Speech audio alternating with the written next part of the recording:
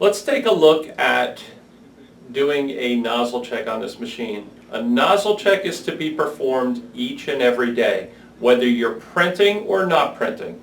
Now, we don't necessarily expect you to come in necessarily on the weekends, but every day that you're there, you should be doing a nozzle check to ensure that we have a healthy print head. When we do these nozzle checks, it's always best done on a transparency, which makes seeing both the color and the white ink much easier.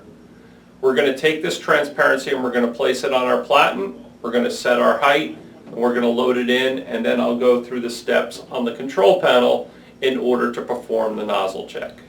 Okay, so we now take the transparency and we put it on the front platen, and we want it to hang off over by the side where the control panel is, as well as off the front by a good inch, inch and a quarter off the front edge of the platen itself. We now want to push this whole thing in so that this platen is under the gap sensor. Slide that over a little bit. Now we're going to set our height by holding the bed up button. And now, of course, we're going to load it by pressing the bed load button. Now we'll go to the control panel and perform the nozzle check.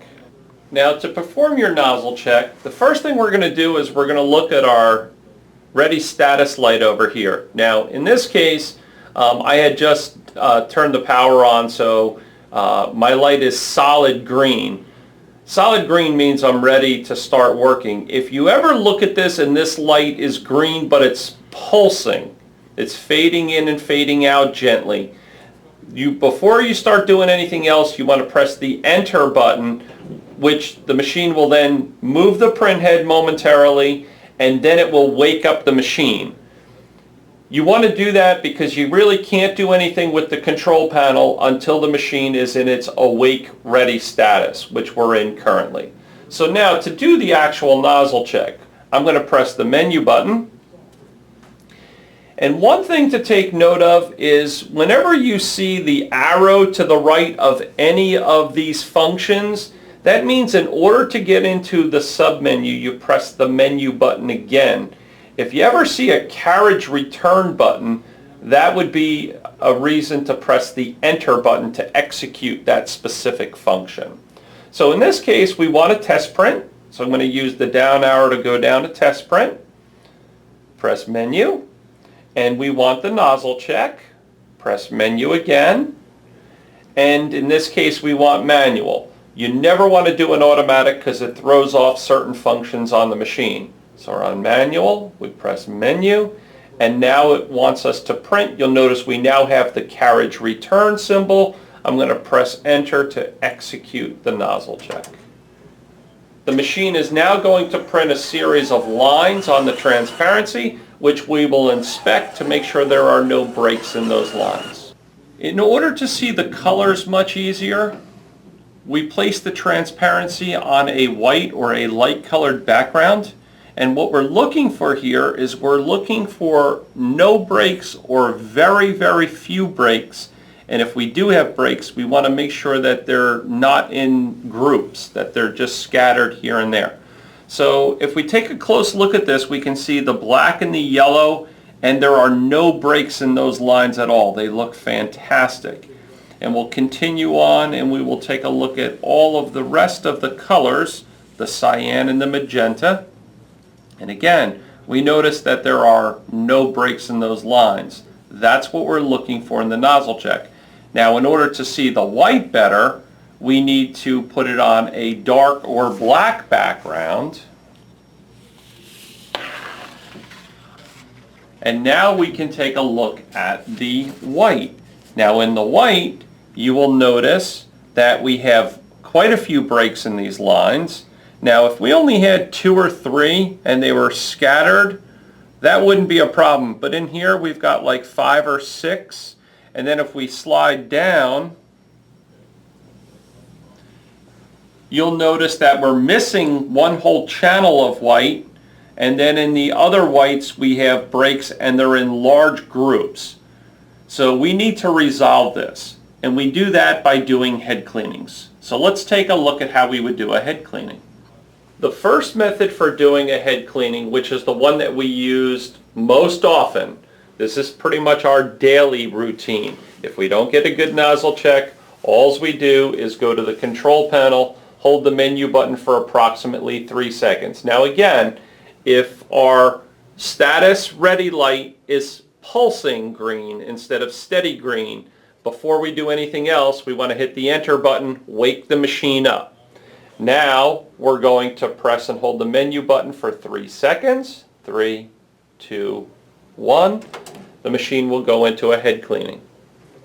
Upon the completion of 1 or 2 head cleanings, depending on your machine, you'll get used to how many your machine typically needs to get a good nozzle check. After this, it is always best to let the machine sit for anywhere from 10 minutes to a half hour, again, depending on your machine, and then we'll do another nozzle check. Now, when I'm doing a single head cleaning, I usually won't wait in between. I'll usually then go right into another nozzle check to see if I am in fact making improvements. Now, when it comes to these nozzle checks, we always want to keep the prior test. So you don't want to go and clean off your transparency. What you want to do is you want to keep that prior test, because we want to be able to compare the most recent test with the previous test. And what we're looking for is we want to look for improvements, if not perfection. We also want to see if the brakes are in the same place or if the brakes are moving. If I have brakes that are moving around, that just indicates that the printhead didn't have prime in that one nozzle. But if the brakes remain in the same places all the time, that indicates a clog is either there or is forming, and we want to make sure we resolve that as quickly as possible. So the machine is telling us to just wait, so we will wait for that cleaning to finish, and then we will follow that up with a nozzle check.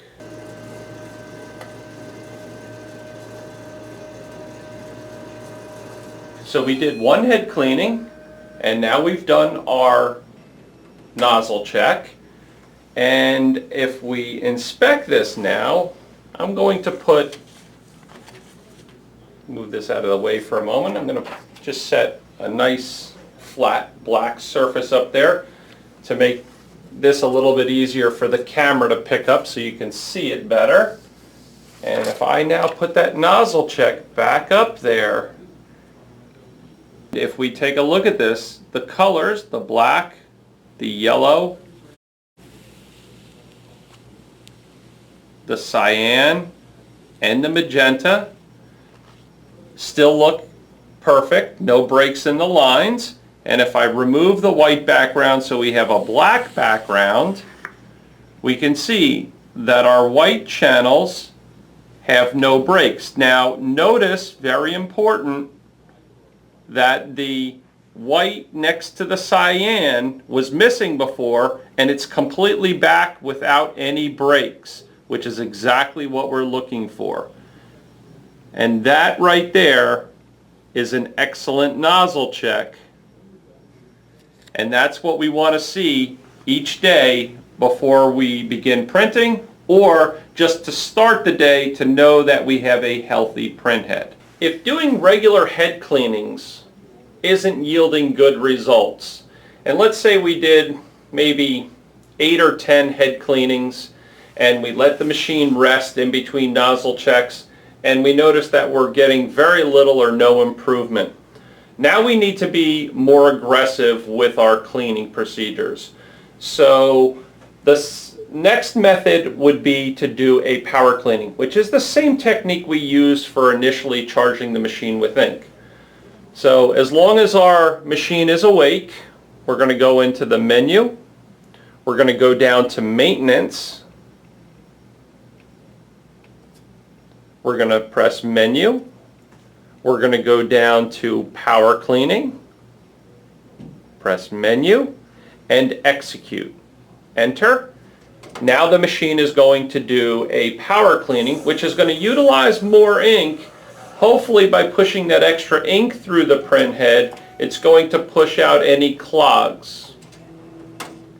Of course, when this is done, we will want to do a regular head cleaning, let the machine possibly sit for a few minutes, and then do another nozzle check. If doing regular head cleanings or doing a power cleaning still does not yield good results, we need to be even more aggressive.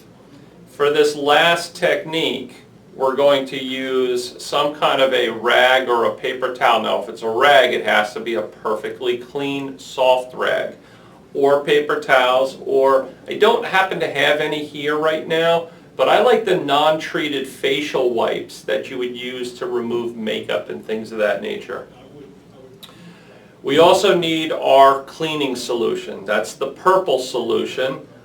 This is the strong solution, and what we're going to do here is basically saturate our rag or our towel, put it up against the print head, and by doing so, we're hoping that the dried ink that's inside the nozzles of the print head, which is what a clog typically is, the edges will soften up so that when we do another power cleaning or a head cleaning, those dried particles of ink are able to fire out of the print head, thus clearing up those nozzles.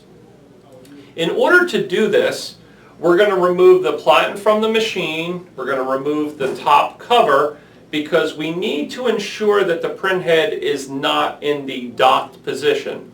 So to get the print head out of the docked position to begin with, we're going to put the machine into a standard head cleaning by pressing the menu button for 3 seconds. And as soon as the print head moves off, I hit the emergency stop button. Now I'm going to remove the cover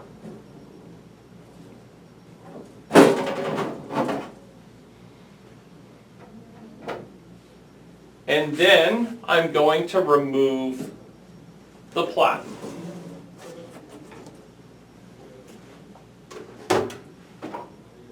Now I'm going to grab a hold of the print head and move it towards the middle of the bed so it's easier for me to get to. So now we're going to take our towel or rag or facial wipe. I'm going to fold it. We're going to take our cleaning solution and we want to really just saturate this with some cleaning solution.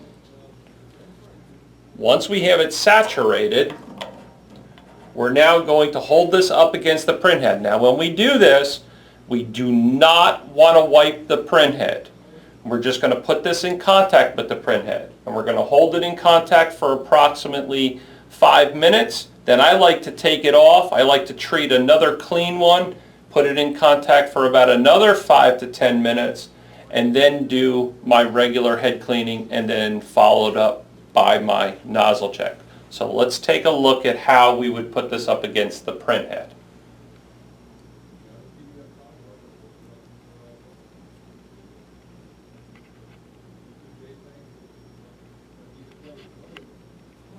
We just take our saturated rag or wipe and we just literally just put it in contact with the print head, and we just gently hold it in place so that it's staying in contact with the print surface of the print head.